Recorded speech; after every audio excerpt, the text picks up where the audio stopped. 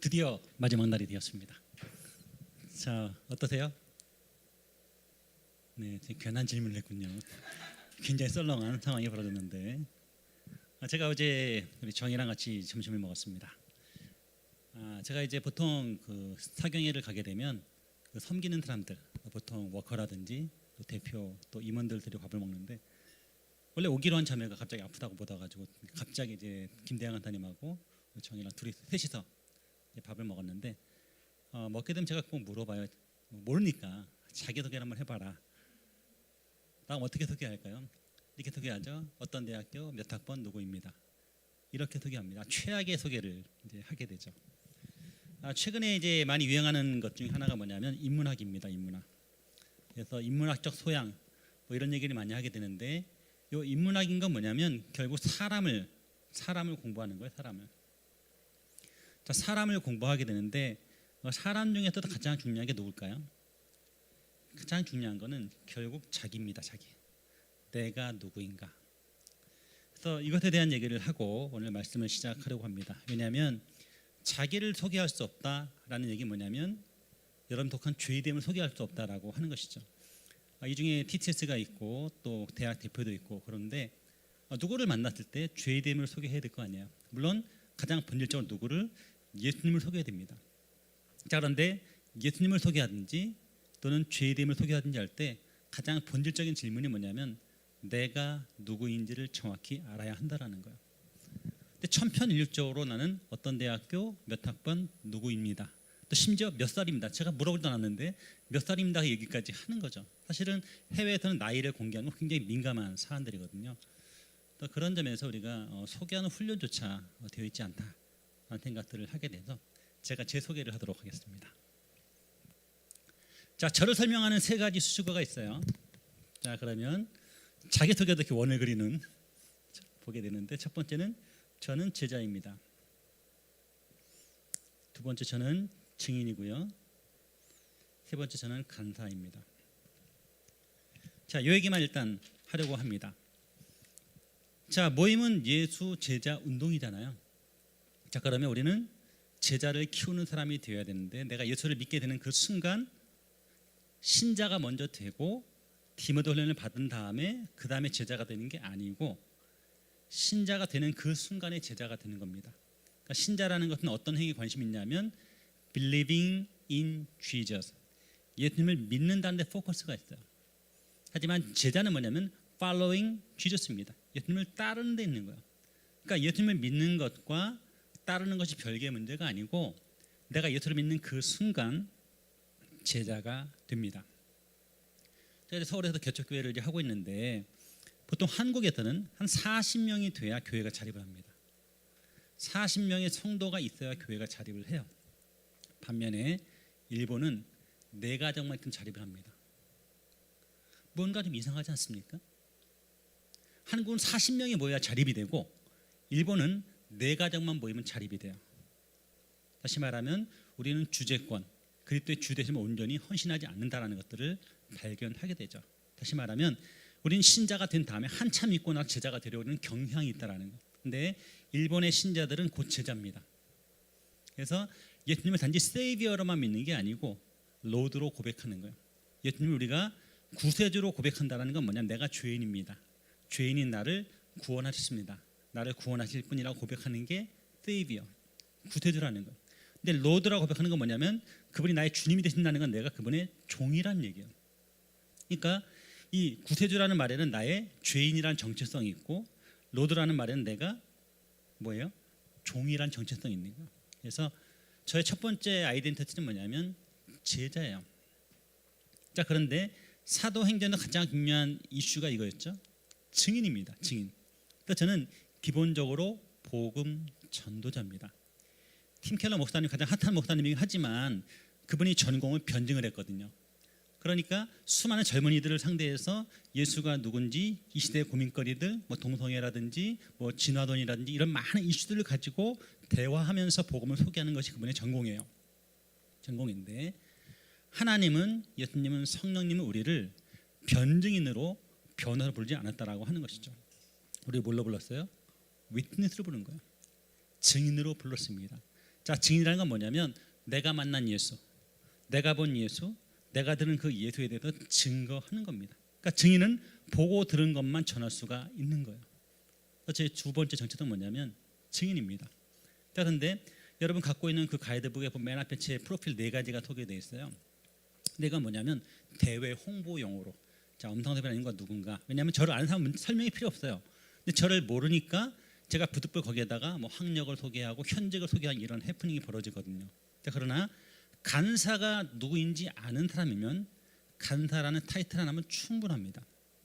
제가 학원 보고마 협의회라는 연합체 모임의 대표로 가요.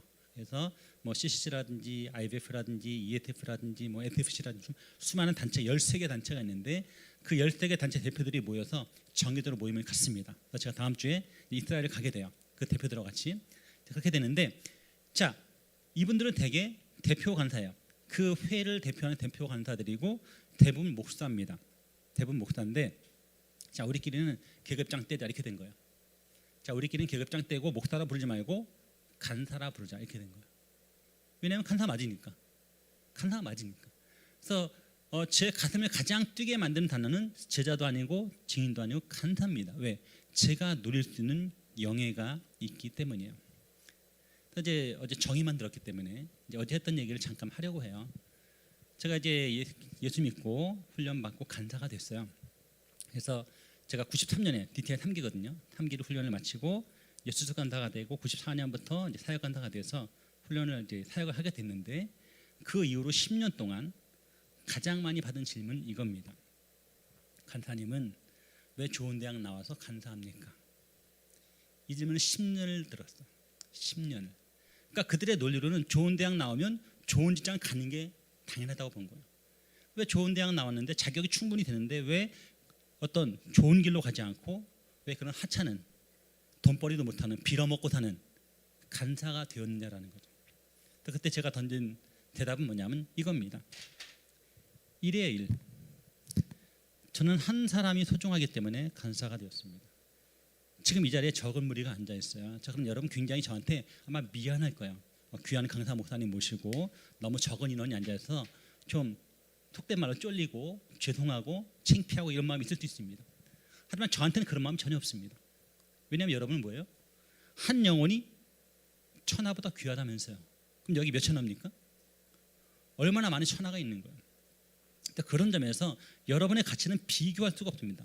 뭐 250억 비교가 안 되는 거예요. 엄청난 가치를 갖고 있는 거예요. 그래서 제가 왜 간사가 되었는가라고 들 때 학벌이 중요한 게 아니라는 거예요. 그래서 한 영혼을 구원하기 위해서, 한 영혼을 제자 삼기 위해서 간사가 된 거예요. 자, 그런데 또다시 이 질문을 받기 시작했어요. 제가 영국에서 공부를 마치고 들어왔습니다. 또 질문을 제가 3년째 듣고 있습니다. 그게 뭐냐면 왜 간사님은 박사학위를 받았는데 신학교 가지 않고 왜 다시 간사를 합니까?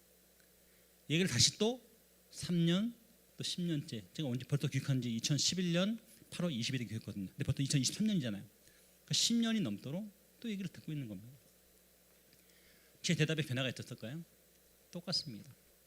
그때나 지금이나 변함없는 건 뭐냐면 한 영혼이 천하보다 귀하기 때문에 저는 이 일을 할 것이고 주님 오시는 그날까지 제가 간사의 직분을 갖고 있다면 변함없이 그 일을 할 겁니다라고 대답을 했습니다. 자, 그러면 이제 본격적으로 말씀 보도록 하죠. 아까 자매가 읽은 본문은 뒷부분만, 왜 기니까 호흡이 짧아서 뒷부분만 봉독을 했는데 사실은 오늘 27장부터 할 겁니다. 27장 1절부터 28장 31절까지 무려 74절을 이제 74분 만에 끝내도록 하겠습니다. 자, 누가는 뭐를 강조했냐면 여행을 강조했다. 첫날 기억나시죠? 누가에겐 뭐가 중요해요? 지리가 대단히 중요했습니다. 그래서 누가복음에 보게 되면 누가복음의 40%가 여행 기사입니다. 누가복음의 40%가. 그러니까 누가복음이 1장부터 24장이 되어 있고 정확히는 9장 51절부터 19장 27절까지가 여행 기사예요. 자, 그런데 그 여행 기사가 뭐냐면, 자, 믿음의 눈으로 보면 이게 뭐다? 팔레스타인. 그래서 북부지방 갈릴리, 중부지방 사마리아, 남부지방 유대, 유대 수도는 예루살렘, 이렇게 됩니다.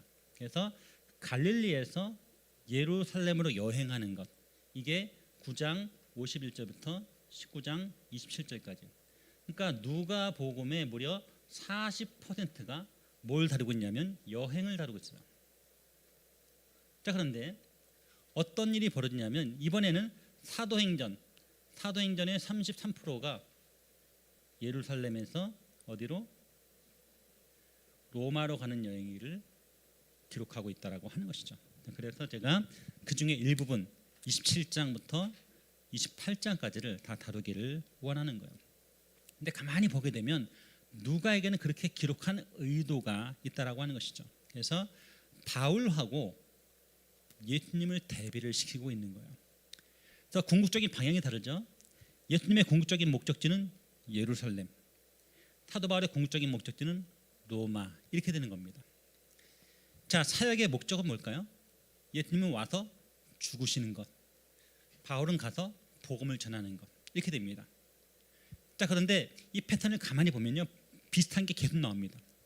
예수님이 9장 51절에 보면 예수께서 승천하실 기약이 차감해 예루살렘에 올라가기로 굳게 결심하시고, 이렇게 되어 있습니다. 굳게 결심합니다. 자, 그런데 사도 바울도 어떤 얘기를 들어요? 내가 예루살렘에 가게 되면 어떤 환난을 당할지 알지 못하지만, 무엇이 기다리는지 모르지만 내 생명조차 아끼지 아니하노라. 그래서 예루살렘을 거쳐 로마까지 갑니다. 사실상 여기서 사형 선고를 받은 거나 진배가 없거든요. 그래서 1차, 2차에서 시저에게, 가이사르에게 항소했기 때문에 로마로 가는 여정을 떠나게 되는 거거든요. 체포되죠.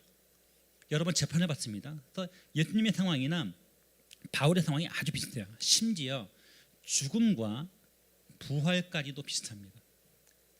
예수님이 실제로 죽으셨고 실제로 부활하셨잖아요. 근데 바울은 가다가 어떻게 됩니까? 배가 파선합니다. 또 파선하는 것을 죽음으로 볼 수 있는 거예요. 죽음으로 보고 거기서 가까스로 살아서 멜리데 섬에서 부활하게 되는 거죠. 그래서 실제로 죽고 실제로 부활한 것은 아니지만 죽음과 부활에 비견할 수 있겠다라는 것이죠. 자, 그래서 누가는 의도적으로 바울이 세컨 지저스라고 소개를 하고 있는 거예요. 자, 이제 여러분 지도를 보셔야 됩니다. 지도. 왜냐하면 이 지도를 봐야 이제 그림이 그려지는데, 요거는 제가 심플하게 만들어준 거고, 얘는 엄청나게 복잡한 지도가 있습니다. 또 이거를 봐야 되는데 보이십니까? 또 이거를 볼 수는 없으니까 제가 심플하게 그래서 계속 띄워 놓으면 좋을 것 같아요. 자, 그러면 본문 27장 1절부터 5절까지 27장 1절부터 5절까지 또 빠르게 교독하겠습니다. 우리가 배를 타고 이달리아로 가기로 작정되매 바울과 다른 죄수 몇 사람을 아구스도 대의 백부장 율리오란 사람에게 맡기니,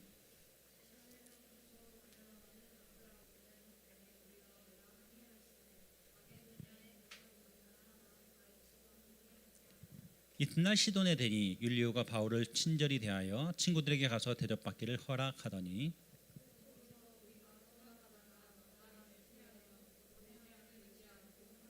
같이 봅니다. 길리기아와 밤불리아 바다를 건너 누기아의 무라시에 이르러. 자, 봅시다. 자, 사도행전 27장 읽은 사람은 그 정밀함, 그 정확함, 그 생생함을 많이 강조하는 경향이 있습니다. 실제로 누가의 직업이 뭐냐면, 자, 누가의 직업이 뭘까요?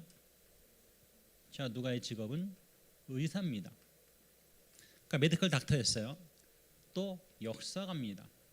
그러니까 의사면서 역사가, 물론 여기에 전도자라든지 뭐 신학자라든지 이런 말을 덧붙일 수도 있겠지만 기본적으로 누가는 의사였고 역사가라고 알려져 있어요. 그러니까 상당히 정밀하겠죠. 그래서 기록을 정밀하고 정확하고 생생하게 묘사를 했는데, 누가는 이 정보를 어떻게 얻었을까요? 왜냐하면 이거는 굉장히 그 개인적인 상황이잖아요. 그죠? 배를 타고 가고 파선하고 이걸 다 알고 있단 말이에요. 그 얘기는 뭐냐면 누가가 그 배에 탔다는 얘기예요. 그래서 전문용어로 위 패시지라고 하는데, 그 사도행전 후반부에 가게 되면 위 패시지가 등장해요. 이게 뭐냐면 우리 본문이 나와요. 우리 본문. 또 우리 본문은 뭐냐면, 자, 우리가 뭐예요? 나와 너를 포함한, 그죠? 나와 너를 포함한 어떤 일련의 그룹을 말할 때 우리라고 하거든요. 자, 그럼 최소한 누가 들어가요? 바울이 들어가겠죠. 근데 사실은 바울이 아이가 아니고 이 아이는 누굴까요? 누가죠. 왜 누가냐면 누가 먹으면 누가 터뜨니까. 그래서 누가 바울이 포함됩니다. 그래서 그 나중에 나오는데 276명이 탔거든요. 그 배. 그 276명 중에 누가 있었냐면 누가가 있었고 아리스다고가 있었습니다. 그래서 얘네들이 굉장히 중요한 증인들이에요. 그러니까 누가는 현장에 있었고요. 아마도 항해 일지를 기록하지 않았겠는가라고 생각이 되어집니다. 자, 하지만 그는 의사고 역사가이긴 하지만 뭐가 아니에요? 항해사는 아니죠. 항해사는 아니니까 그 뱃사람들이 보는 전문적인 식견은 없었습니다. 쉽게 말하면 물을 잘 모르는 사람이에요. 또 바닷길이 어떤지 제가 오늘 진도를 갔다 왔거든요. 또 그 비바람을 몰아치고 갔다 왔었는데 근데 어쨌든 지금 뭐가 있대요? 다리가 놓여져 있잖아요. 근데 배를 타고 왔다? 뭐 이게 좀 불안하겠죠, 그죠? 근데 그런 상황인 거예요. 근데 가깝잖아요, 진도는. 근데 여기는 지중해이기 때문에 굉장히 먼 상황이에요. 굉장히 위험한 여정이었다라는 것이죠. 자, 거기 나오는 이탈리아는 여러분이 알고 있는 이탈리아입니다. 이태리를 말해요. 이탈리아를 말하는데 이태리까지 가는데 단번에 갈 수가 없었어요. 왜? 요즘처럼 직항이 없었습니다. 그래서 아시아나 칼 이런 게 없었기 때문에 경유지가 필요한 거예요. 경유지. 그래서 배를 최소한 2번 타게 됩니다. 또 첫 번째 배는 어디서 왔냐면 2절에 보니까 아드라무테노에서 왔습니다. 이 아드라무테노가 어디 있냐면 지도를 띄워줘야 되는데 지도 한쪽에 예. 자, 보이십니까? 자, 무라 보이죠? 무라에서 이렇게 올라가면 이게 뭐냐면 아나톨리아 반도입니다. 아나톨리아 반도고 저 위쪽이 그리스예요. 그래서 그리스와 터키, 오늘날 튀르키예죠. 저 사이를 뭐라고 부르냐면 에게해라고 불러요. 에게해. 그래서 저 꼭대기 좁은 길 보이죠? 이 좁은 사이 길. 저기에 뭐가 있냐면 드로아가 있습니다. 드로아. 그래서 거기쯤에서 아드라무테노라는 항구가 있습니다. 그러니까 거기서 배가 온 거예요. 그 배를 타고 갔다라는 거죠. 그게 1차 첫 번째 배고요. 나중에 또 2차 알렉산드리아에서 배를 탑니다. 근데 알렉산드리아는 어디냐면 이쪽 아프리카 여기 있습니다. 여기. 그래서 한 번은 저기서 온 배, 한 번은 여기서 온 배를 타고 이동하게 됩니다. 그래서 한 번에 여행을 못 하는 거예요. 한 번에. 자, 바울이 첫 번째 들른 항구 어디입니까? 여기 보이죠? 가이사랴 배를 탔어요. 첫 번째 들린 데는 시돈입니다. 시돈. 여러분 구약에 보면은 두로와 시돈 나오죠. 오늘날의 시리아입니다. 또 여기에 먼저 가게 됩니다. 그래서 시돈에 갔는데 아마도 다른 목적으로 갔겠지만 바울은 몇 시간 동안 친구들과 교제할 기회를 얻게 되었습니다. 그러니까 바울은 분명 죄수의 신분으로 갔어요. 죄수의 신분으로 갔음에도 불구하고 상당한 자유를 허락받았습니다. 왜 그랬을까요? 바울에게 뭐가 있었어요? 그린카드가 있었어요. 로마 시민이었습니다. 로마 시민이었기 때문에 그가 죄수였음에도 불구하고 아직 무죄가 확정된 게 아니죠. 그러니까 유죄가 확정된 게 아니기 때문에 무죄 추정의 원칙에 의해서 죄수이긴 하지만 피의자일 뿐이지 아직 형이 확정된 사람은 아닌 거예요. 그래서 이 시돈에서 누구를 친구를 만났다라는 것을 알 수가 있습니다. 그리고 나서 어디로 루기아의 무라까지 가게 됩니다. 다시 한번 지도 띄워주시면 무라 보이죠? 벌써 이만큼 간 거예요. 지금 여기서 무라까지 갔는데 여기까지 갔는데 얼마 걸렸냐면 한 2주 정도 걸렸습니다. 요즘처럼 이렇게 빨리 가는 게 어떤 페리나 쾌속으로 가는 게 아닙니다. 2주 걸려서 저기 무라까지 간 거예요.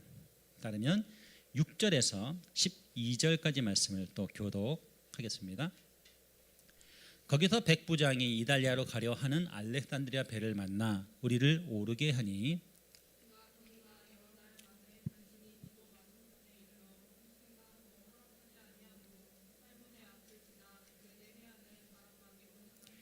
간신히 그 연안을 지나 미항이라는 곳에 이르니 라세아시에서 가깝더라.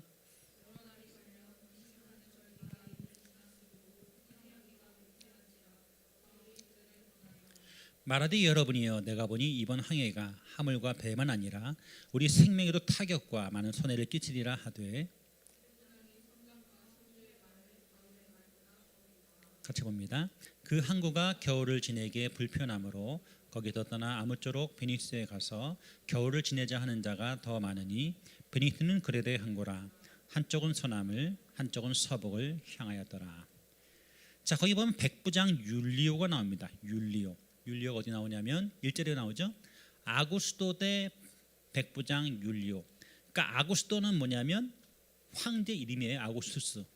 그러니까 황제를 이끄는 황제 친위대의 백부장, 수하의 100명의 군인을 거느린 지도자가 되는 겁니다. 그래서 율리오가 이제 이탈리아로 가는 배를 만나게 되죠.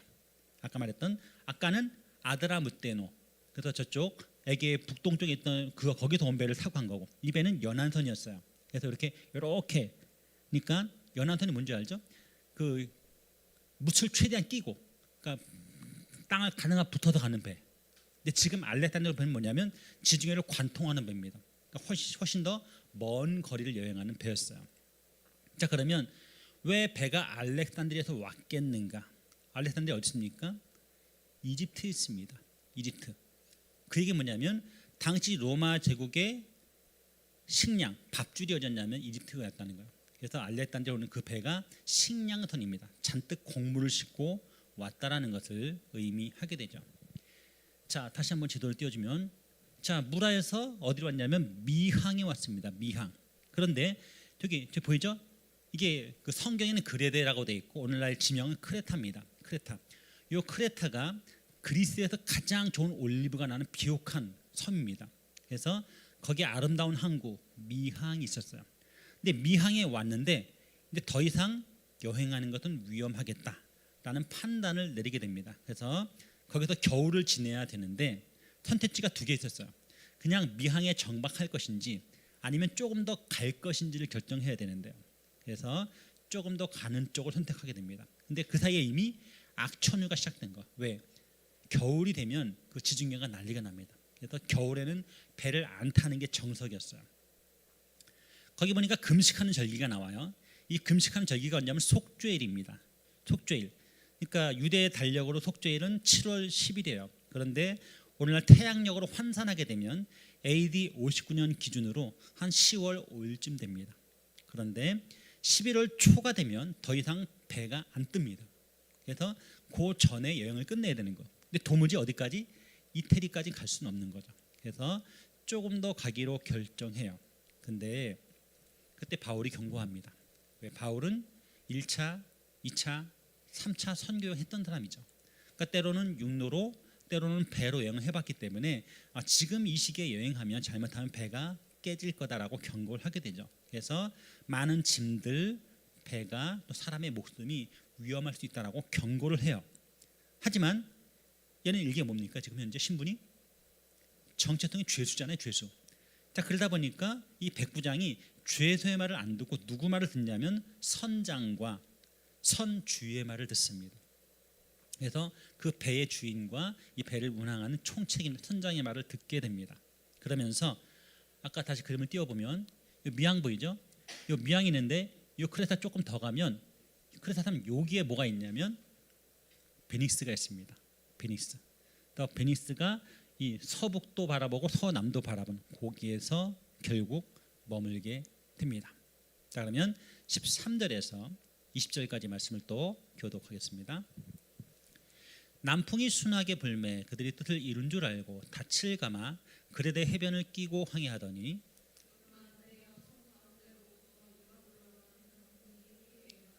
배가 밀려 바람을 맞추어 갈 수 없어 가는 대로 두고 쫓겨가다가 끌어올리고 줄을 가지고 선체를 둘러감고 술들이에 걸릴까 두려워하여 연장을 내리고 그냥 쫓겨가더니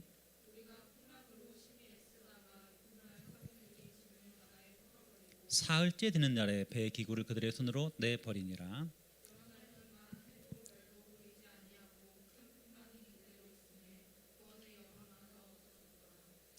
자, 그런데 이제 그 베니스에서 뭐를 만나겠냐면 순한 남풍을 만납니다. 자, 고대 사회는 어떤 배를 탔냐면 모터가 있는 게 아니죠. 그러니까 동력이 없단 말이에요. 그러니까 돛을 쫙 올려가지고 바람을 타고도 가는 거거든요. 바람을 딱 돛을 착 올렸는데 뭘 만났냐면 부드러운 남풍을 만난 거야. 그러니까 하나님의 뜻이다, 신의 뜻이다. 이제 여행을 해도 되게끔 했는데 딱 떠나자마자 어떤 일이 벌어져요? 섬에서 광풍이 몰아칩니다. 여러분 그 건물과 건물 사이에 가면은 그 바람이 몰아칠 때가 있잖아요. 그러니까 크레타 섬에서 이 높은 데 산에서 내려오는 그 바람이 온 거예요. 그게 바다에 광풍을 일으킵니다. 그게 그 유명한 악명 높은 유라굴로 광풍이었어요. 또 유라굴로는 뭐냐면 북동의 광풍이라는 별명을 갖고 있습니다. 그래가지고 이 유라굴로 광풍이 크레타 산에서 내려쳐가지고 이 배가 어떻게 돼요? 드디어 표류하기 시작한 거예요.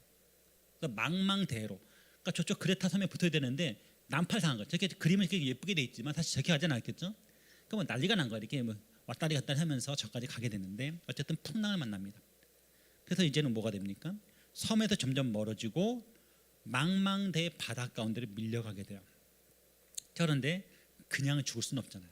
그냥 죽을 수 없으니까 이 선원들은 배를 살리기 위해서 필사적으로 노력을 하게 되는데 최소한 5가지 시도를 합니다.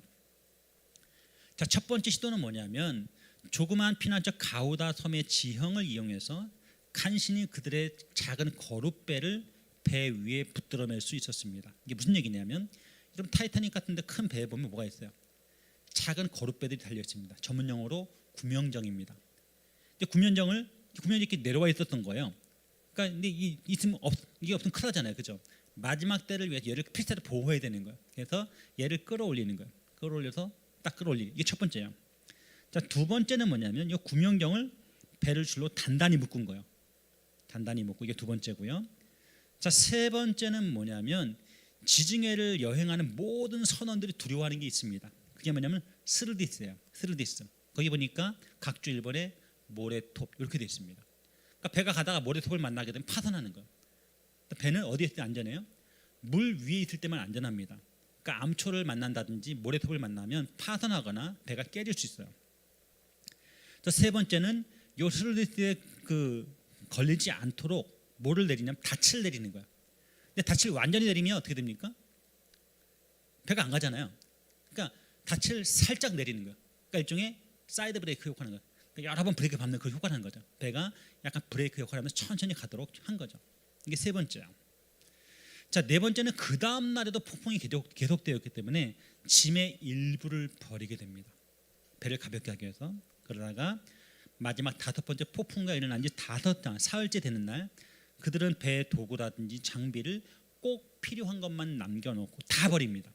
그래서 배를 최대한 가볍게 했어요.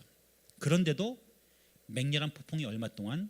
여러 날 동안, 정확히는 10하루 동안 폭풍우가 몰아치게 됩니다. 그래서 해도 보이지 않고 별도 보이지 않았어요. 이건 굉장히 중요해요. 왜요? 자, 고대 선원들은 뭐를 통해서 별을 보고 해를 보고 항로를 정했거든요.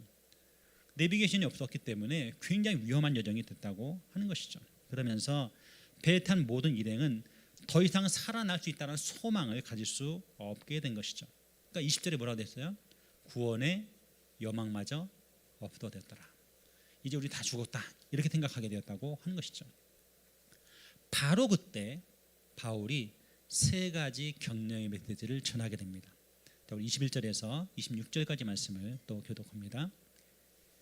여러 사람이 오래 먹지 못하였음에 바울이 가운데 서서 말하되 여러분이여 내 말을 듣고 글에 대해서 떠나지 아니하여 이 타격과 손상을 면하였더라면 좋을 뻔하였느니라.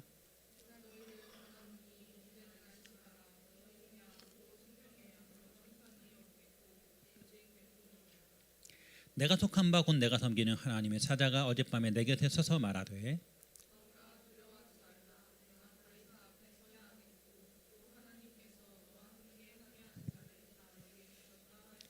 그러므로 여러분이여 안심하라. 나는 내게 말씀하신 그대로 드리라고 하나님을 믿노라.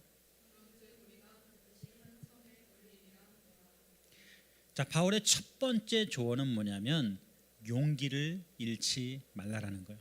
그래서 본문의 용어로 말하면 22절과 25절에 2번 나오는 말이 있습니다. 뭐예요? 안심하라. 안심하라고 말하는 거예요.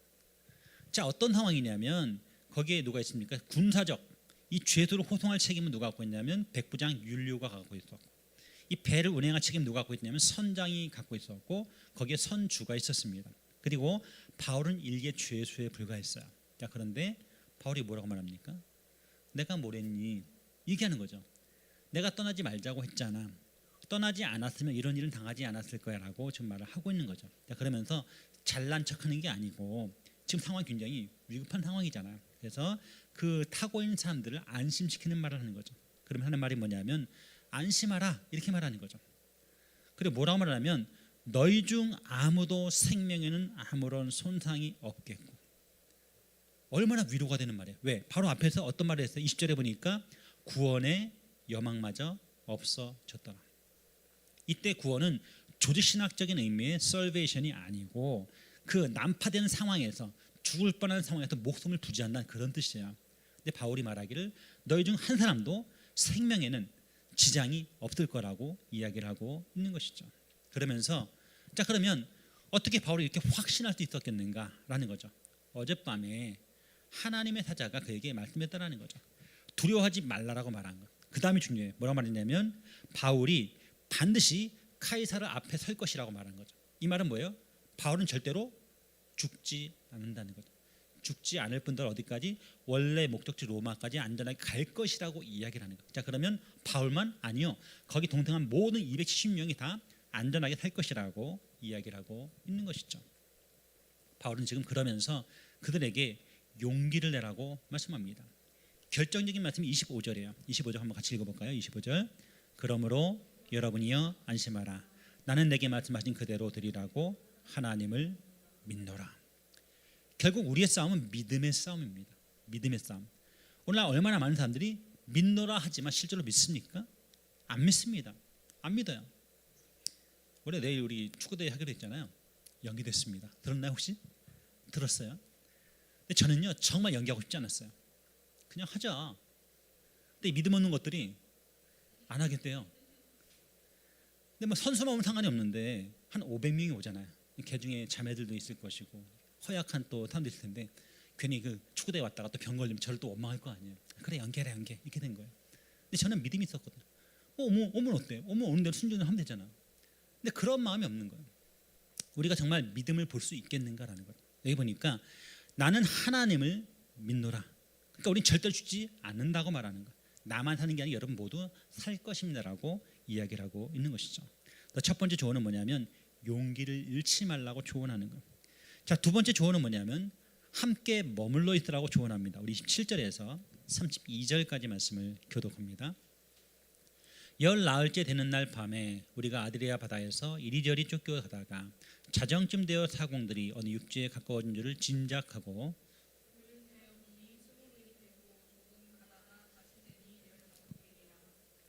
암초에 걸릴까 하여 고물로 단넷을 내리고 날이 새기를 고대하니라.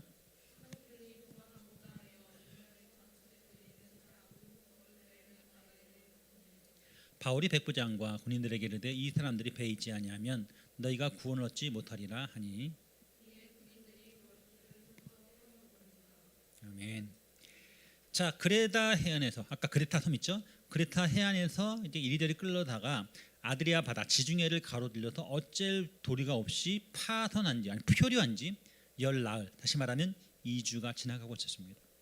자, 2주가 지나가 열 나흘째 자정쯤 됐을 때 이 선원들이 굉장한 촉이 있거든요. 촉이 와가지고 육지가 가깝다 이런 느낌을 알게 된 거예요. 그래서 닻을 쫙 내려봤더니 얼마가 됐어요? 20길. 자, 20길은 뭡니까? 한 길이 사람 한 사람의 그 깊이에요. 그러니까 편의상 한 160이라 합시다. 그러면 그 20길은 뭐예요? 계산이 되나요? 한 30m? 그죠? 32m 정도 되는 거죠. 그 정도인 거예요. 그러다가 15길. 그러니까 점점 어때요? 무추로 육지가 가까워지고 있다는 것들을 이제 보게 된 거죠. 자, 이쯤에 전문 용어가 나옵니다. 전문 용어가 나오는데, 자, 타이타닉 보면 생각나죠? 여기 케이트 윈슬렛이 여기 있고 디카프리오가 여기 있잖아요. 이쪽이 뭐냐면 이물입니다. 이물. 그리고 이쪽이 뭐냐면 고물입니다. 그러니까 무슨 얘기냐면 이게 오늘날 용어로 선수, 여기가 선미 이렇게 되는 거죠. 쉽게 말하면 배 머리, 배 꼬리. 그래서 잘 헷갈리잖아요. 요거 이제 편의상 이마, 얘는 꼬리 이렇게 생각하면 쉬울 거예요. 그래서 이물은 선수, 고물은 선미, 그리고 거루는 뭐냐면 이 거루배 하면 얘가 구명정이라고 보면 됩니다. 이렇게 봐야 좀 이해가 될 텐데, 자 거기 보면 이 암초나 바위에 걸릴까 봐 염려해서 그들은 배를 지탱하도록 고물 선 위에서 이 선미 여기서 닻을 4개를 내립니다. 그러니까 일종의 브레이크 역할을 하는 거예요. 닻을 4개를 내리고 날이 새기만 고다리고, 왜? 밤에 열 나흘째 자정쯤에 그랬다는 걸 알게 된 거거든요. 그래서 일단 깜깜하니까 날이 새기만 기다리고 있는 거예요. 자 그런데 요 사이에 세월호 사건이 일어납니다. 세월호 사건이 나가지고 이때 사공들이 도망치려고 하는 것을 바울이 직감적으로 알아요. 어떻게 알았을까? 하나님이 알려주셨겠죠. 바울이 직감적으로 도망자가 있다라는 것을 군인한테 알립니다. 그래서 하는 말이 우리 중에 한 명이라도 도망가면 안 됩니다 라고 얘기하는 거예요. 그래서 함께 머물러 있으라는 게 바울의 두 번째 권면이었어요. 그래서 이 사람들이 배에 있지 아니하면 너희가 구원을 얻지 못하리라고 말을 하고, 그래서 뭐가 있었냐면 여기 거룻배가 있었을 거 아니에요. 거룻배가 이렇게 배가 조그만 배가 있었는데 군인들이 이걸 잘라버립니다. 다 끊어버려. 그러니까 배수진을 치는 거죠. 그러니까 하나님만 믿어야 되는 거예요. 전적으로. 이런 상황이 벌어집니다. 자 그러면 33에서 38절까지 말씀을 또 교독하겠습니다. 날이 새어가며 바울이 여러 사람에게 음식 먹기를 권하여 이르되 너희가 기다리고 기다리며 먹지 못하고 줄인 지가 오늘까지 열 나흘인즉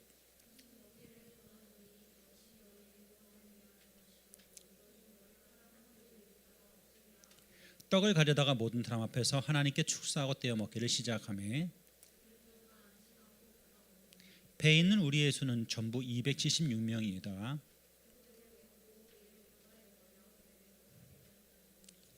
자, 세 번째 권면은 뭐냐면 음식을 먹으라는 거예요. 왜요? 무려 2주 동안 아무것도 못 먹은 거예요. 여러분 지금 저녁도 못 먹고 그저 그냥 김밥 하나 깨물고 뭐 찬양 연습하고 이런 분들 계시잖아요. 또 라면 드신 분은 괜찮지만 아무것도 못 먹고 계신 분도 있겠지만 14주 금식한 분 안 계시죠?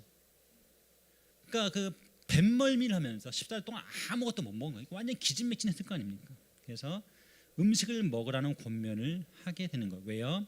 그들이 기다리고 또 기다렸다는 거예요. 왜? 지금 먹는 게 중요한 게 아니죠. 생명 밑으로 오니까 일단 살고 봐야 되는 거예요. 하지만 바울은 뭐라 말합니까? 이제 먹으라는 거예요. 왜? 당신들은 이제 머리카락 하나도 상하지 않을 것이라고 위로하고 있는 것이죠. 자 그러면서 자기가 먼저 본을 보입니다. 어떻게 합니까? 음식을 넣고 공개적으로 감사하기도 하고 자기가 먼저 떼어 먹기 시작하는 거죠. 그리고 나서 그들도 어때요? 따라서 먹었습니다. 그러면 왜 이 시점에 276명이라는 사람 숫자가 나왔을까가 궁금하지 않아요? 계산을 해야죠. 계산을 해야지 분배할 거 아닙니까? 여러분 오병이어 사건 기억나죠? 오병이어 사건이 일어날 때 예수님이 50명씩 따로 앉혔어요. 자 50명씩 앉히면 몇 명이 돼야 5천 명이 됩니까? 그러니까 100조를 나눠야 되니까 100조. 그러니까 오늘날 속으로 하면 5명 하면 1000개지만 예수님은 그래도 완왕 인을 많았기 때문에 50명을 한 단위 조편을 해가지고 100개 조를 만든 거예요. 그래서 그 떡들을 나눠주었다는 거예요. 지금도 마찬가지죠. 아마도 우리한테 있는 식량이 얼마인지 계산해보고 276명에게 충분히 적어도 한 번은 배부르게 먹을 수 있도록 배포를 했다라고 하는 거죠. 배식을 한 거예요. 그래서 원하는 만큼 배부르게 먹은 다음에 그 다음이 중요해요. 다 버립니다. 그러니까 딱 한 끼 최후의 만찬이에요. 최후의 만찬 다 먹고 다 버리는 거예요. 그러니까 정말 왜? 이제는 뭐 가까워요? 무치 가깝잖아요. 섬이 가깝다는 걸 직감했기 때문에 그들은 다 버립니다. 여러분 누가 지도자입니까? 율료가 리더십입니까? 선장이 리더십이에요? 선주가 리더십이에요? 아니죠. 지금 이 상황에서 276명의 지도자는 누구냐면 바울입니다. 제가 뭐 계속 우리 김대한 강사랑 같이 뭐 의전하고 같이 밥을 먹으니까 계속 뭐 얘기할 게 많거든요. 자 그런데 한국 사람들 치명적인 오해가 있어요. 우리가 보통 잘 산다 이렇게 말하죠. 죄인의 집 잘 살아, 뭐 정인의 집 잘 살아 이렇게 말하거든요. 근데 그 말의 뉘앙스는 뭐예요? 부자라는 뜻이에요. 부자. 그러니까 잘 산다는 말이 우리 한국인들 인식은 뭐냐면 부자라는 거예요. 근데 원래 웰빙이라는 의미는 그게 아니잖아요. 우리 그리스도인들이 잘 산다는 개념은 웰빙이고 위치 퍼슨이 아니라 어때요? right living이에요. 바르게 사는 거죠. 바르게 사는 게 잘 사는 거거든요. 자 그러면 부자 얘기 나왔으니까 한번 부자 얘기 해봅시다. 누가 부자입니까? 자, 일론 머스크가 부자예요? 빌 게이츠가 부자입니까? 부자죠. 부자 맞아요. 자, 그런데 우리 어떻게 인식하냐면 돈이 많으면 부자라고 생각합니다. 하지만 진짜 부자는 누구냐면 돈을 잘 써야죠. 억대 연봉을 받는데 남을 위해서 한 푼도 안 써. 그 사람은 가난한 사람입니다. 근데 비록 내 연봉이 2천만 원밖에 안 돼. 그래도 누군가에서 밥을 사줘. 그 사람이 부자죠. 이해가 되세요? 그러니까 하나님의 나라 관점에서 보면 돈을 쓰는 사람이 부자라는 거예요. 무슨 얘기냐면 지금 여기서 법정적으로 바울은 죄수예요. 법정적으로. 물론 피의자죠. 아직 그 형이 확정되지는 않았지만 어쨌든 그는 죄의 신분으로 로마로 끌려가고 있거든요. 그런데 이 상황, 이 위기, 긴박한 상황에서 정작 리더십 행사하고 있는 사람은 누구냐면 바울이 리더십을 행사하고 있다는 거예요. 이게 바로 지도자라고 하는 것이죠. 자, 39에서 44절까지 말씀을 또 교독합니다. 날이 새매 어느 땅인지 알지 못하나 경사진 해안으로 된 항만이 눈에 띄거늘 배를 거기에 들여다 댈 수 있는가 의논한 후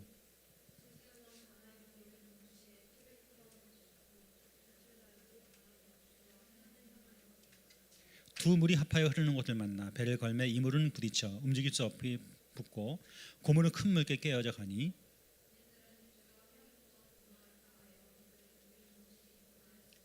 백부장이 바울을 구원하려 하여 그들의 뜻을 막고 헤엄칠 줄 아는 사람들을 명하여 물에 뛰어내려 먼저 육지에 나가게 하고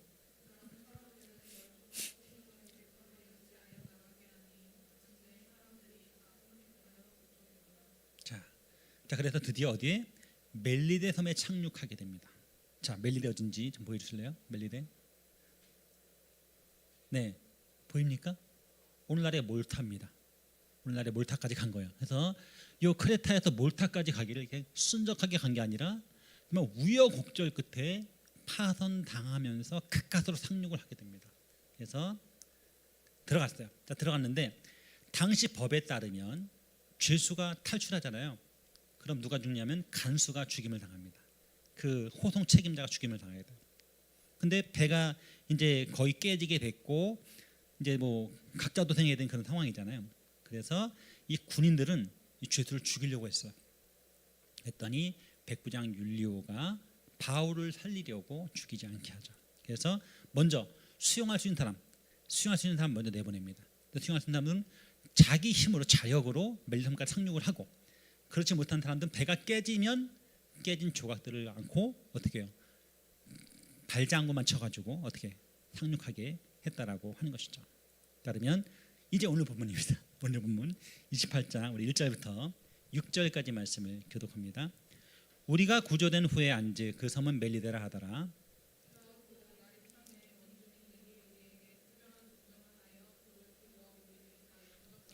바울이 나무 한 묶음을 거두어 불에 넣으니 뜨거움으로 말미암아 독사가 나와 그 손을 물고 있는지라.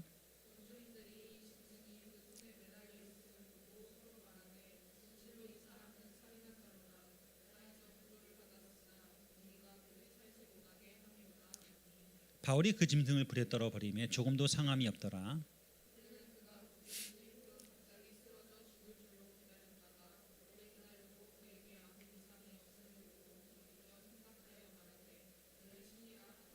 아멘. 자, 2절과 4절에 보면 어떤 표현이 나오면 원주민 나옵니다. 원주민. 우리가 이제 원주민을 폄하해서 부르는 말이 있는데 그게 여기서 뭐라 하냐면 히브리 성경, 헬라어 성경에는 바바리안 돼 있습니다. 바바리안.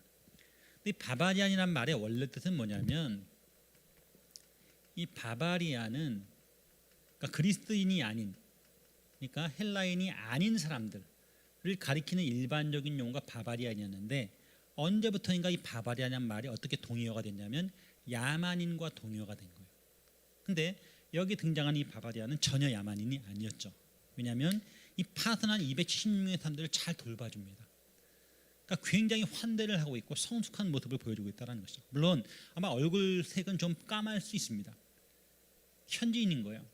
하지만 얘네가 야만이나 증거는 전혀 없었다라고 하는 것이죠. 자, 바울은 뭘 했냐면 나무 한 묶음을 가져옵니다. 이게 별거 아닌 것 같지만 그는 죄수지만 어때요? 그 216명이 다 살기 위해서 자기 각자 역할이 있었던 거죠. 그래서 이 그 바울은 나무를 가져와서 왜 비바람이 몰아친 상황이니까 불을 피우기 위한 그런 작업들을 했다라는 거죠. 그래서 이제 어렵게 모닥불을 피웠는데 어떤 일이 벌어집니까? 그 나무 사이에 뱀이 숨어 있던 거죠. 그래서 이제 불이 막 타오르니까 뜨거우니까 얘가 어디요? 불을 이렇게 쬐고 있던 바울을 덥석 문 거죠.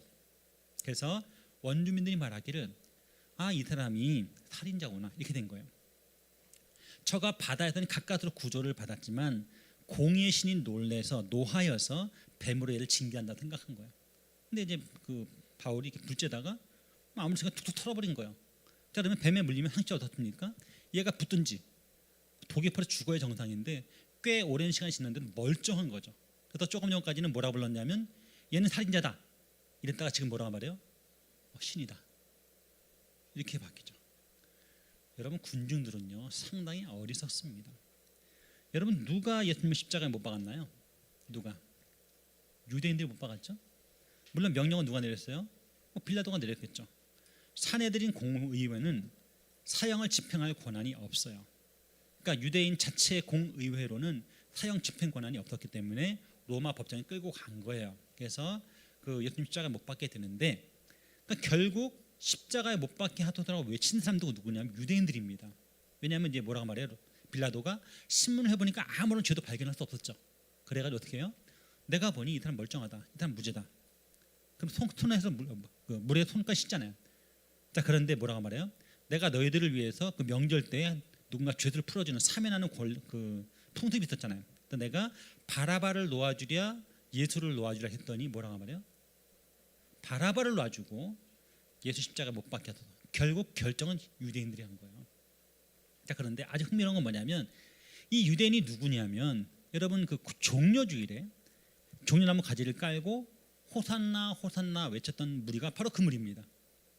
이해가 돼요? 그러니까 불과 3일 전만 하더라도 어떻게 한 일주일 전만 해도 어때요? 예수를 왕으로 이제 구원하소 외치면서 환영했던 그 무리가 이제는 거꾸로 어떻게 해요? 돌변해가지고 십자가에 못 박게 하다 이렇게 된 거예요. 원주민도 마찬가지예요. 찰나했지만 아까까지는 살인자 이러다가 멀쩡히 살아나니까 신이다. 이렇게 얄팍한 게 사람의 마음이라고 하는 것이죠. 여러분 사람은 쉽게 믿으면 안 됩니다. 아주 변덕스러운 존재죠. 자, 우리 7절부터 10절까지 말씀을 또 교독합니다. 이 섬에서 가장 높은 사람 보블리오라 하는 이가 그 근처에 토지가 있는지라 그가 우리를 영접할 사흘이나 친절히 머물게 하더니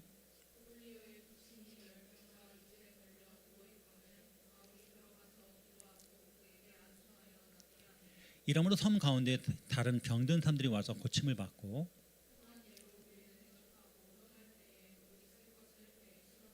네. 자, 아까 섬이 있었는데 그 멜리데 섬에 해안 근처에 대부분의 땅은 누구의 소유였냐면 보블리오라는 아마도 보블리오가 그 부족의 추장쯤 되지 않았겠는가라고 생각이 됩니다. 어쨌든 이 섬에서 제일 높은 사람이 보블리오였는데 이 보블리오가 우리에게 자기 집을 개방했다고 말합니다. 아까 말했죠? 위페테지라고. 그러니까 우리 본문이에요. 그러니까 우리 본문이니까 여기에 최소한 바울이 들어가고 아마 누가가 들어갔을 거예요. 그래서 216명 전체는 아닐 것이고 그 중에 일부가 보블리오의 집에 초대를 받은 거죠. 일정 기간 동안 거기에서 혜택을 누리고 있었어요. 근데 가만히 보니까 어떤 일이 벌어집니까?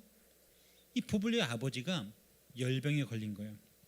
근데 열병이 어떤 열병이었냐면 보통 멜리데 열병이라고 알려지는데 이 멜리데 열병은 잘못 걸리면 최소 4개월 동안 열이 펄펄 납니다. 4개월 동안. 그리고 심한 경우는 2년 또는 3년 동안 지속되기도 했어요. 하지만 이 보블리오의 아버지는 누구를 만나는 바람에 바울을 만나는 바람에 기도하고 안수했던 데 있었습니까? 즉시 고침을 받았습니다. 그래서 정상적으로 꽤 고생하다가 죽을 수 있는 그런 상황이었는데 이제 바울이 그 집에 머무는 까닭에 그를 위해서 기도했더니 보블리오의 아버지가 고침을 받았어요. 어떤 일이 벌어졌을까요? 소문이 쫙 퍼진 거죠. 소문이 쫙 퍼지면서 그 멜리섬에 있던 많은 병자들이 와서 바울의 안수 기도를 받고 기도를 받고 나았다는 거예요. 근데 이거 어디서 많이 본 장면 아닙니까? 예수님이 한 번은 베드로의 장모를 고쳐주잖아요. 열병이 떠나갑니다. 그랬더니 베드로의 장모가 예수님을 수종을 들었고 소문이 파다하게 퍼지면서 많은 병자들이 많은 귀신들이 예수님께 와서 고쳐달라고 아우성일 때 예수님은 한적한 곳에 가서 기도하셨잖아요. 그 장면하고 아주 매끄럽게 연결되고 있다라고 하는 것이죠. 그러니까 누가 의도적으로 바울이 진리의 예수님이라는 것을 강조하고 있다고 하는 것이죠. 자, 11절에서 16절까지 말씀을 또 교독합니다.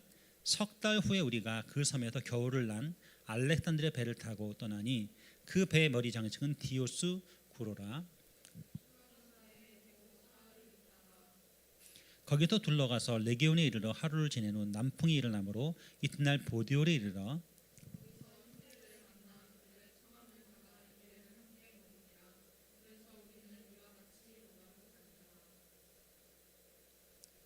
그곳 형제들이 우리 소식을 듣고 아비오 광장과 트레이스 타베르네까지 맞으러 오니 바울이 그들을 보고 하나님께 감사하고 담대한 마음을 얻으니라.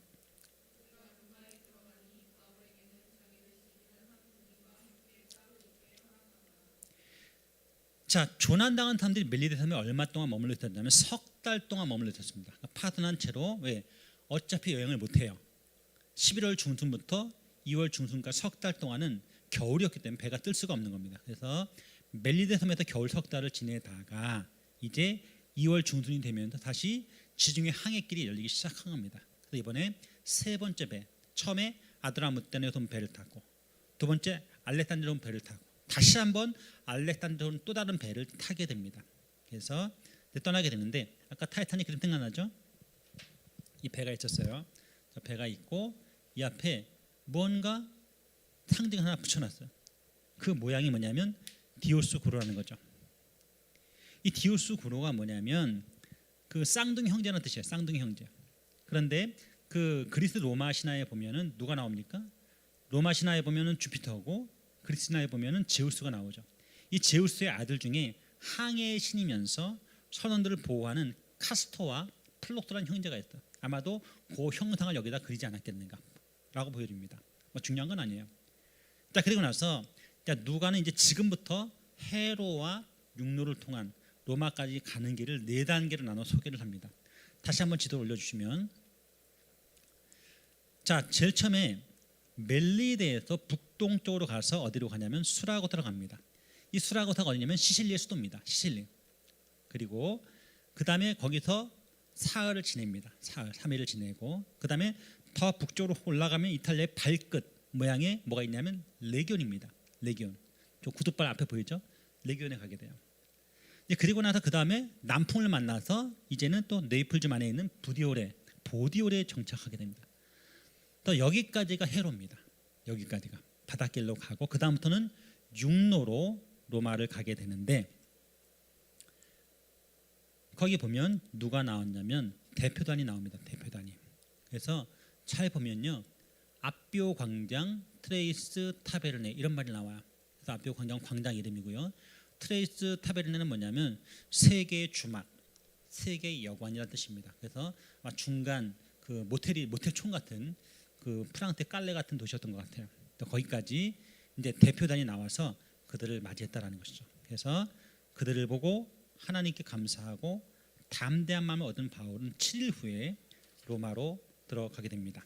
그런데 16절에 보면 이상한 상황이 벌어집니다. 자, 로마에 도착하자마자 바울은 자기 셋집에 살면서 로마 군인의 감시를 받고 있습니다. 그러니까 아직 재판 날짜가 안 잡힌 거예요. 그런데 우리가 아는 그 뭐 서대문 형무소 이런 감옥에 구치소에 갇힌 게 아니에요. 그게 아니고 자기 셋집에 살면서 대신 누가 한 명이 대동해서 그를 지키고 있었다는 것. 일종의 가택 연금 상태입니다. 그러니까 당시 로마의 법 제도가 얼마나 탁월하게 발전되어 있는가를 볼 수 있는 대목이에요. 그는 로마 시민이었기 때문에 충분한 예우를 받고 지금 감옥 생활, 가택 연금 생활을 하고 있는 것이죠. 자, 17절에서 20절까지 말씀을 또 교독합니다. 사흘 후에 바울이 유대인 중 높은 사람들을 청하여 그들이 모인 후에 이르되, 여러분 형제들아, 내가 이스라엘 백성이나 우리 조상의 관습을 배척한 일이 없는데 예루살렘에서 로마인의 손에 죄수로 내준 바 되었으니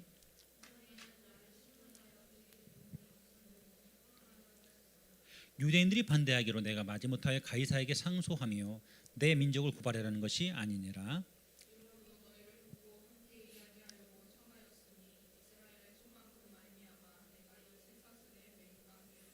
네, 이제 더 이상 지도는 보지 않습니다. 이제 말씀만 잘 들으면 되겠어요. 자, 바울은 자신의 원칙에 따라서 당시 세계의 중심이었던 로마에서도 먼저 유대인에게 갑니다. 여러분 그 베드로를 비롯한 12사도의 기본적인 그 대상은 누구냐면 그들은 유대인의 사도예요. 유대인의 사도. 하지만 바울, 바나바는 뭐냐면 이방인의 사도로 부름을 받잖아요. 그는 이방인의 사도로 부름 받았고 땅 끝까지 나아가는 와중에 있는데 그럼에도 불구하고 그의 철칙 두 가지가 있었는데 첫 번째는 회당에 가는 겁니다. 회당에 왜 갔을까요? 두 번째, 유대인들에게 먼저 복음을 전하기 위해서요. 자, 그런데 빌립보에 갔을 때는 뭐가 없었어요? 회당이 없었습니다. 쉽게 말하면 유대인 남자 10명이 없었기 때문에 기도처만 있었던 거예요. 그래서 기도처에 가서 거기서 루디아를 만나게 되는 겁니다. 자, 어쨌든 로마에 도착한 지 사흘 만에 바울은 유대인의 높은 삶 중에서 자신을 만날 것을 제안하게 됩니다. 자, 그러면서 세 가지를 강조하고 있죠. 세 가지. 첫 번째는 뭐냐면 자기는 유대인에 대해서나 조상들의 풍속을 배척한 일이 전혀 없다고 말하는 것이죠. 왜? 자기는 유대인 중에 유대인이고 히브리인 중에 히브리인이고 바리새파 사람이고 자기는 유대인을 거스른 적도 조상의 풍속을 해한 일도 없다고 말하는 거예요. 자, 두 번째는 뭐냐면 그런데 체포돼서 로마인에게 넘겨졌지만 죽일 만한 아무 혐의도 없었기 때문에 로마인들은 바울을 석방하려 했습니다. 세 번째, 하지만 그럼에도 바울이 아무런 죄목도 찾지 못했는데도 가이사에게 상소한 것은 뭐냐면 유대인들이 바울을 놓아주는 것을 원하지 않았기 때문에. 왜? 쉽게 말하면 말이 안 통하는 거죠. 말이 안 통하니까 자, 그러면 나는 차라리 카이사한테 재판을 받을래라고 청원하면서 그는 이제 로마로 가게 됩니다. 이처럼 바울은요, 유대인에 대해서 아무것도 거슬러 행하지 않았고 로마인도 바울에게 대해서 아무것도 거스르지 않았다라고 하는 거예요. 자, 그러면서 뭘 강조하냐면 이렇게 말하죠. 바울이 죄수가 된 것은 무엇 때문에? 이스라엘의 소망 때문이라고 말합니다. 구약에서 예언되고 예수 안에 성취된 메시아에 대한 기대 때문이었다라는 것이죠. 자, 보세요. 예수님이 종려주일에 어디로 들어갔냐면 예루살렘에 들어갔습니다. 자, 그래서 사람들은 예수님을 어떻게 인식했냐면 왕으로 인식한 거예요. 왕으로. 그래서 호산나 다윗의 자손이야 이렇게 외쳤거든요. 자, 그러면 정상적으로 가면 왕은 뭘 탑니까? 말을 타야 돼. 말을. 예수님은 말을 타지 않고 나귀를 탔습니다.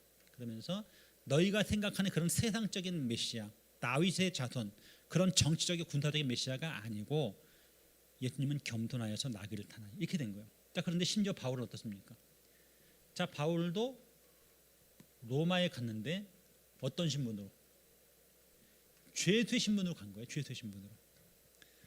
어쩜 바울은 그가 선교사의 신분으로 사도의 신분으로 가기를 원했을지도 몰라요. 그런데 전혀 뜻밖의 방식으로 그는 로마에 가게 되었다라고 하는 것이죠. 그는 하는 말이 내가 죄수가 된 것은 이스라엘의 소망 때문이라고 말합니다. 이 이스라엘의 소망은 전문 용어예요. 자, 구약을 한마디로 말하면 뭡니까? 구약을 한마디로 말하면 장차 메시아가 오실 것이다. 이게 구약의 메시지입니다. 그리고 신약의 메시지를 한마디로 말하면 그 메시아가 이미 오셨다는 거예요. 그리고 요한계시록의 메시지는 뭐냐면 그 메시아가 다시 오실 것이라는 거예요. 이거거든요. 그런데 이스라엘 소망이 뭐냐면 이거라는 거죠. 이스라엘 소망은 결국 메시아 대망 사상이에요. 우리 이렇게 알고 있잖아요. 근데 굉장히 뜻밖의 사건은 뭐냐면 실제로 구약에 메시아라는 말이 그렇게 많이 나오지 않습니다. 자, 메시아라는 말은 구약에서는 보통 명사예요. 소문자 애매해요. 소문자. 무슨 얘기냐면 메시아라는 말을 직역하면 기름 부음 받은 자란 뜻이야. 그런데 가장 대표적으로 기름 부음 받은 누구냐면 왕이 기름 부음 받았고요. 선지자가 기름 부음 받았고 제사장이 기름 부음 받았습니다. 그래서 구약에 보면 수많은 왕들이 있고 수많은 선지자들이 있고 수많은 제사장들이 있잖아요. 그러니까 걔네들이 다 메시아인 거예요. 심지어 고레스도 메시아라고 불려요. 기름 부은 사람. 자, 그런데 이 메시아 스몰 M자 그 메시아가 신약에 오게 되면 대문자 M으로 바뀌거든요. 그 메시아 앞에 정관도 더가 붙으면서 그 메시아가 되는 거예요. 그래서 왕, 선지자, 제사장 이 삼중 직분을 하나로 통합한 메시아가 되고 그분이 바로 예수라는 거예요. 자, 그러면 제가 말씀드렸죠. 의외로 구약에 메시아란 말이 많이 나오지 않습니다. 자, 그러면 이 이스라엘 소망, 메시아 대망 사상이 언제 발전했는가라고 했을 때 제2성전기 후반에 발전합니다. 굉장히 어려운 용어인데, 자 보세요. 아주 먼 옛날 이스라엘 백성이 원래는 이집트를 피난처 삼아서 갔잖아요. 그죠? 요셉의 초청으로 야곱의 가족 70명이 내려갔습니다. 처음에는 분위기가 굉장히 좋았죠. 왜?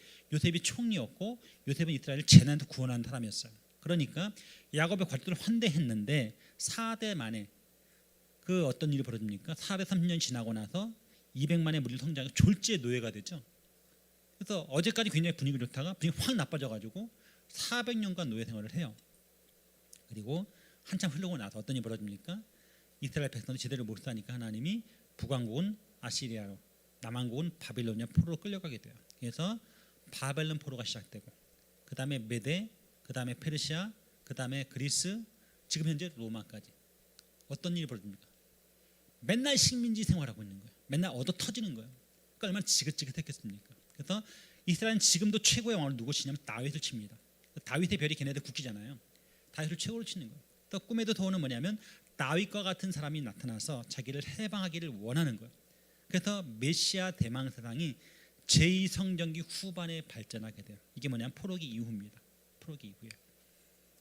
자, 다시 와서 그 얘기 뭐냐면 바울이 내가 죄수가 된 것은 이스라엘 소망 때문이라고 말하는 거예요. 왜? 지금 바울은 누구 상대하고 있어요? 유대인들을 상대하고 있잖아요. 그러니까 유대인들이 가장 적합한 방식으로 복음을 전하고 있다고 볼 수 있는 것이죠. 자, 그러면 21, 22, 23절을 또 교독합니다. 그들이 이르되 우리가 유대에서 내게 대한 편지도 받은 일이 없고 또 형제 중 누가 와서 내게 대하여 좋지 못한 것을 전하든지 이야기한 일도 없느니라.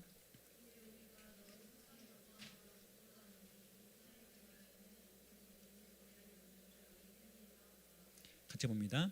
그들이 날짜를 정하고 그가 유숙하는 집에 많이 오니 바울이 아침부터 저녁까지 강론하여 하나님의 나라를 증언하고 모세의 율법과 선자의 말을 가지고 예수에 대하여 권하더라. 아멘. 그랬더니 유대 높은 사람들이 하는 말이 뭐냐면 우리는 공식 서한 받은 적이 없다라는 거죠. 그리고 바울을 나쁘게 말하는 사람도 없다라고 하는 거. 다만 우리가 듣자니 이 나사렛 분파가 어디를 갔는지 욕을 먹고 있더라. 그러니 한번 너한테 직접 들어보길 원한다. 이렇게 말하고 있는 것이죠. 그래서 바울은 그 다음 날 훨씬 더 많은 사람들을 자기 숙소에 불러들입니다. 그러자 아침부터 저녁까지 하루 종일 두 가지 사실을 집중적으로 말했습니다. 첫 번째는 뭐냐면 하나님 나라가 어떤 나라인지 설명하는 거예요. 두 번째는 성경을 통해서 예수가 누구인지를 깨닫게 하도록 힘써 가르쳤다고 되어 있습니다. 자, 그러면 24절에서 28절까지 말씀을 또 교독하겠습니다. 그 말을 믿는 사람도 있고 믿지 아니하는 사람도 있어.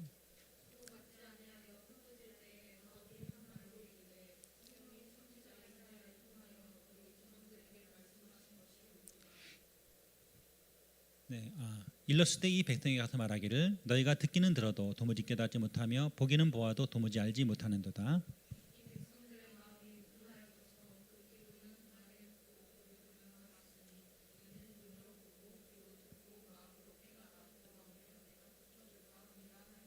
같이 봅니다. 그런즉 하나님의 이 구원이 이방인에게로 보내어진 줄 알라. 그들은 그것을 들으리라 하더라. 자, 바울은 탁월하게 말씀을 전했어요. 탁월하게 말씀을 전했음에도 불구하고 청중을 둘로 쫙 쪼개놨습니다. 그래서 어떤 이는 믿었지만 어떤 이는 믿지 않았다라고 하는 것이죠. 또 청중이 완전 둘로 나눠진 거예요. 또 찬성파와 반대파가 나눠집니다. 자, 누가는 엄숙한 말로 그의 가르침을 요약하고 있는데 성령께서 이사야 시대의 그의 조상들에게 말씀하셨고 예수님도 그 인용했던 그 이사야 말씀을 가져와서 말합니다. 그게 뭐냐면 듣는 것과 깨닫는 것은 다르다는 거예요. 보는 것과 아는 것도 다르다고 말하고 있는 것이죠. 자, 그들은 완악하게 마음을 무디게 하고 귀를 둔하게 하고 눈을 감았다라고 하는 것. 제가 어제 그 수요 예배 때 말씀을 전했잖아요.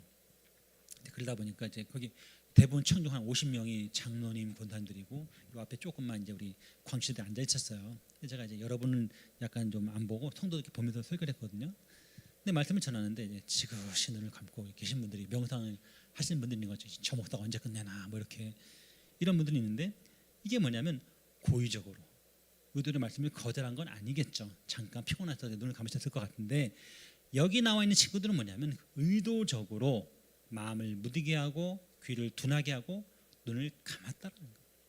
그들이 의도적으로 복음을 거부했기 때문에 이제 바울은 어디에게로? 드디어 이방인에게로 향하기 시작했다라고 하는 것이죠. 자, 드디어 마지막에 왔습니다. 30절, 31절 말씀을 같이 봅니다. 바울이 온 이태를 자기 집에 머물면서 자기에게 오는 사람을 다 영접하고 하나님의 나라를 전파하며 주 예수 그리스도에 관한 모든 것을 담대하게 거침없이 가르치더라. 아멘. 자, 만 2년 동안 바울이 로마에 머무르게 되는데 어디에? 감옥이 아니라 자기 셋집에 머물면서 어떻게 했습니까? 손님들이 끊임없이 환대했겠죠. 그러니까 나갈 수는 없는 거야. 나갈 수는 없기 때문에 오게 한 거죠. 근데 그 많은 손님들을 대접하는 어때요? 스스로 일을 하면서 돈을 벌어야 됐을 거라는 거예요. 그래서 다시 텐트 메이킹을 시작했을지도 몰라요. 어쨌든 이 자금을 확보해서 계속해서 뭘 했냐면 한편으로 하나님 나라를 전파하고 또 한편 주 예수 그리스도의 복음을 가는 것을 전했다는 것이죠. 그런데 잘 보게 되면 그러니까 바울의 전한 메시지의 내용은 뭐냐면 하나는 하나님의 나라 킹덤 오브 갓이고 또 하나는 예수에 관한 것입니다. 결국 복음을 전한 것이죠. 자, 그런데 방식은 어떻게 했냐면 한편으로는 전파하고 다른 한편으로는 가르쳤어요. 이게 뭐냐면 케리그마입니다. 케리그마. 이거는 디다케. 그러니까 이거는 선포고요. 얘는 가르치는 거예요. 그래서 선포는 뭐냐면 믿거나 말거나 외치는 겁니다. 제가 지금 하는 게 일종의 선포입니다. 하지만 저는 동시에 가르치고 있죠. 자, 가르치는 건 설득하는 거예요. 근데 선포는 오히려 선자들의 메시지 같은 겁니다. 회개하라 이렇게 외치는 거. 이게 바로 케리그마, 전파하다, 선포하다는 뜻이에요. 하지만 이 복음의 내용, 전하는 메시지가 두 가지라는 것, 또 전하는 방식이 두 가지라는 것도 있지만 더 중요한 마지막 두 가지가 있습니다. 그게 뭐냐면 태도입니다. 태도. 마지막 태도가 뭐냐면 바로 담대함과 거침없이. 그러니까 사도 바울은 이 복음을 담대하게 전한 거예요. 담대하게. 이 담대함은 사도행전 전체를 특징짓는 대단히 중요한 용어였다라고 하는 거예요. 이 파레시아라는 말을 쓰는데 이 파레시아라는 말은 진리를 은폐하지 않고 솔직하게 말하는 거예요. 제가 어제 이제 정이랑 얘기하는데 정이가 그런 얘기하더라고요. 야, 뭐 질문 좀 해봐. 뭐 사경이 어떠냐고 했더니 이렇게 말하더라고. 아, 사경하면서 뭐 힘든 일 없었다 했더니 이렇게 말하더라고. 간사님 솔직하게 말해도 돼요? 솔직하게 말해. 솔직하게 말해야죠. 여기서 뭐라 했냐면 이 파레시아가 뭐냐면 진리를 은폐하지 않고 솔직하게 말하는 거예요. 이게 바로 담대함이에요. 담대함. 또 표현이 모호하지 않고 분명한 겁니다. 이게 바로 담대하다라는 거죠. 그리고 자신 있는 결과에 대한 두려움이 없는 것들을 의미한다고 하는 것이죠. 또 하나 태도가 뭐냐면 거침없이라는 말이에요. 거침없이. 이 거침없이라는 말 헬라어로 아콜로토스라는 말 쓰는데 이 아콜로토스는 뭐냐면 비록 군인의 감시는 계속되었지만 당국에서 이 복음을 전하는 것에 대한 금지령을 내리지 않았다라는 거예요. 그러니까 거침없이라는 건 뭐냐면 바울이 아무런 제재도 받지 않고 복음을 전할 수 있었다라고 하는 것입니다. 바울의 손은 혹시 묶여 있을지 모릅니다. 하지만 바울의 입은 열려 있었다라고 하는 것이죠. 로마 당국 바울을 가두었는지 몰라요. 하지만 하나님의 말씀은 매여 있지 않았다라고 하는 것이죠. 이제 우리는 잠시 후면 세상 속으로 돌아가게 됩니다. 말씀과 기도, 은혜와 감사 충만했던 사경이 이제 끝나고 치열한 영적 전투가 벌어지는 세상 속으로 들어가게 됩니다. 여러분 이 약발이 얼마나 갈까요? 우리는 알고 있죠. 뭐 집회, 뭐 여름 집회라든지 뭐 겨울 집회라든지 뭐 사경회라든지 그때 너무 좋은 거예요. 여기가 좋사오니 초막들을 졌고 하나는 주를 위하여 또 하나는 모세를 위하여 또 하나는 엘리야를 지켰습니다 라고 말하지만 우리 결국 어디로 가야 돼요? 결국 다시 세상으로 가야 되는 겁니다. 캠퍼스로 가야 되고 일터로 가야 한다고 하는 것이죠. 여러분 아까 기억나시죠? 27장 20절 어땠습니까? 구원의 여망마저 없어졌더라. 오늘날 20대를 향해서 외치는 말들이 얼마나 부정적입니까? 이생망, 헬조선, M4세대. 정말 절망을 넘어선 절망의 시대를 우리가 살아가고 있다고 하는 것이죠. 우리는 이 절망의 해당 속에서 소망을 외칠 필요가 있다라는 것. 자, 그러면 어떻게 소망을 외칠 것인가? 세 가지 태도로 소망을 외칠 수 있습니다. 첫 번째는 논리적으로 변론함으로 소망을 외칠 수 있다고 하는 것이죠. 여러분, 바울이 어떻게 하고 있습니까? 처음에 유대인들을 만나고 그 다음에 이방인들을 만나고 때로는 전파하고 때로는 가르치면서 뭐라고 말해요? 내가 억울하게 여기 왔어 이렇게 말합니까? 아니죠. 내가 여기까지 온 것은 이스라엘 소망 때문이라고 말하는 것. 그러니까 유대인들은 이 말이 무엇인지 정확히 알고 있었다는 것. 그러니까 유대인에게는 유대인과 같이 되고 이방인에게는 이방인과 같이 된 거예요. 가진 자에게 가진 자 같이 대하고 엄자에게 엄자 같이 대하고 남성에게 남성 같이, 그러니까 여성은 아니었지만 여성에 맞는 방식으로 복음을 전했을 것이라고 하는 것이죠. 그는 논리적으로 변론했어요. 다시 말하면 자신이 같은 유대인이라는 점을 부각시키고 있습니다. 여러분, 베드로 전서에 보게 되면 베드로가 보낸 편지가 있는데 그때 이렇게 말합니다. 고난받는 시대에 살고 있는 그 흩어진 나그네 편지하면서 나도 너희와 같이 장로된 사람이다 이렇게 말을 해요. 너희는 장로고 난 사도야 이렇게 말하지 않습니다. 그는 사도잖아요. 사도임에도 나도 너처럼 함께 고난을 받고 있는 장로라는 것을 부각시켜요. 바울도 마찬가지죠. 나도 다른 사람이 아니고 너희와 똑같은 유대인이라는 사실을 강조하고 있다고 하는 것이죠. 자, 그러면서 이스라엘 소망에 관한 이야기를 하고 있다는 것이죠. 자, 바울의 첫 번째 연설은 대단히 성공적이었습니다. 하지만 가면서 어떻게 됩니까? 문제가 야기됩니다. 그래서 그 다음날 1일 사경을 하게 되잖아요. 1일 사경을 하게 되는데 이것은 전통적인 방식의 전도가 아니었죠. 지금 이 지원교회는 어떤 교회냐면 70년 된 교회예요. 전통교회입니다. 그러니까 전통교회니까 전통과 보수와 이런 걸 굉장히 강조하는 교회입니다. 근데 어떻습니까? 젊은이들은 시대가 무섭게 바뀌고 있잖아요. 그러면 그 시대에 맞는 복음 전도 방식이 필요한데 그게 뭐냐면 바로 변증 콘서트 같은 전도법이 필요하다고 하는 거예요. 오늘날 설교를 들을 때 청년들이 이 성경책을 거의 안 갖고 다니잖아요. 또 이제 어제 오늘 이렇게 성경책을 읽고 강단에서 말씀 읽었지만 대개 뭐로 성경을 봅니까? 대개 얘를 갖고 보잖아요. 스마트폰 갖고. 근데 이 스마트폰 갖고 성경을 보는지 유튜브를 보는지 알게 뭐야? 설교 시간에. 그렇지 않습니까? 이거만 들고 오니까 이 양반이 설교를 메시지를 보고 있는 건지 유튜브를 검색한지 모른단 말이죠. 그래서 조금만 설교가 지루해지면 스마트폰을 꺼내서 본다라는 것이죠. 왜 그럴까요? 설교가 매력적이지 않은 거죠. 들려지지 않는 거예요. 다시 말하면 이제 패러다임의 전환이 필요한 겁니다. 우린 지금 정확히 변론함으로 복음을 전할 수 있어야 한다고 하는 것이죠. 베드로전서 3장 15절에 보면 이런 말씀이 나와요. 너희 마음에 그리스도를 주로 삼아 거룩하게 하고 너희 속에 있는 소망에 관한 이유를 묻는 자에게는 대답할 것을 항상 준비하되 온유와 두려움으로 하고. 그러니까 여러분 삶 자체가 복음의 향기가 드러나서 네가 믿는 예수라면 내가 한번 믿어볼게. 어떻게 너는 그렇게 살 수 있니라고 물어볼 때 얘기해 주라는 거예요. 그래서 그들이 이해할 수 있는 용어로 설명할 수 있어야 한다고 하는 것이죠. 자, 대답할 내용은 하나님 나라의 복음이고 대답할 태도는 온유와 두려움이라고 하는 것이죠. 자, 두 번째 태도는 뭐냐면 성경을 강론함으로 소망을 외쳐야 됩니다. 아까가 바울의 유대인과 첫 번째 만남이라고 한다면 지금은 바울과 유대인의 두 번째 만남이에요. 오늘은 어떤 날이냐면 변증 토크 콘서트가 있는 날이었어요. 근데 바울은 지금 가택 연금 상태였고 아침부터 저녁까지 강론하고 있는데 문제는 바울이 무엇을 가지고 그렇게 했느냐라는 것이죠.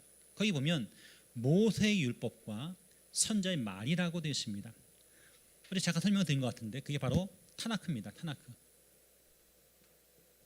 자, 타나크는 뭐냐면 첫 번째 이니셜 딴 거예요. 토라. 두 번째 네비임. 세 번째 케투빔.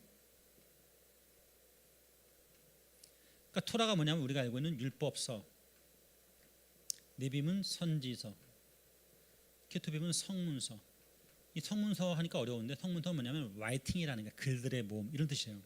그래서 히브리 성경, 전통적으로 유대인들이 히브리 성경이라 불렀고 그 말이 타나크예요. 타나크인데 세 수를 나누면 율법서, 선지서, 성문서 이렇게 되고 둘로 나누면 율법과 선지서입니다. 근데 거기 보니까 뭐라 되어 있어요?